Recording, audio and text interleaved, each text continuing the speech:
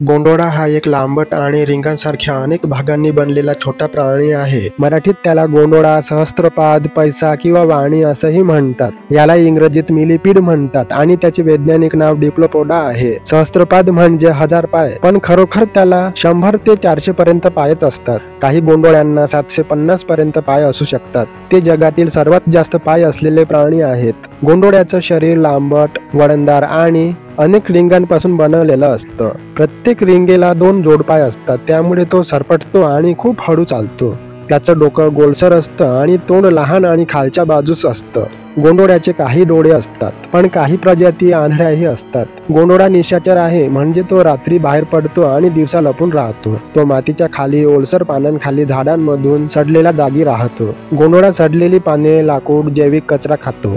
म्हणजे तो शाकाहारी आहे. तो मांस खात नाही, ना कुणाला चावतो ना डंख मारतो. तो माणसाला हानी करत नाही. गोंडोळा फार उपयुक्त प्राणी आहे, कारण तो जमिनीवरच सडलेलं खाणं खाऊन निसर्गाची सफाई करतो. गोंडोळा जमिनीची सुपीकता वाढवतो, त्यामुळे तो शेतकऱ्याचा मदतीचा साथीदार आहे. गोंडोळा संकटात असला की तो स्वतःच्या शरीरातून दुर्गंधीयुक्त द्रव बाहेर काढतो. हा द्रव कडवट बदामासारखा वास देतो आणि तो इतर कीटकांसाठी विषारी असतो.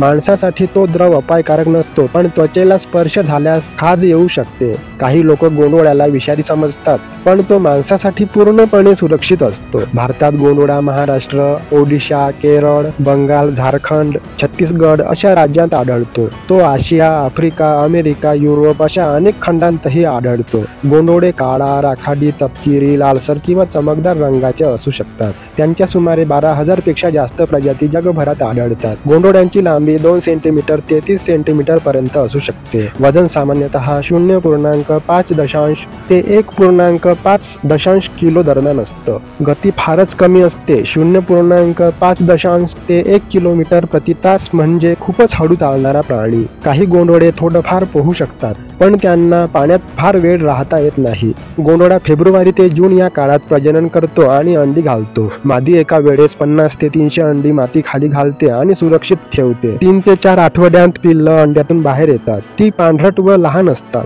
पिल्लं जसजशी मोठी होतात तसतशी त्यांना अधिक पाय वाढत जातात. काही गोंडोळे 5 ते 10 वर्षे जगू शकतात. हे त्यांच्या आयुष्याचं सरासरी गणित आहे. गोंडोळा आपल्या सांभाळासाठी कोणत्याही पालकांची मदत घेत नाही. पिल्लं स्वतःच वाढतात.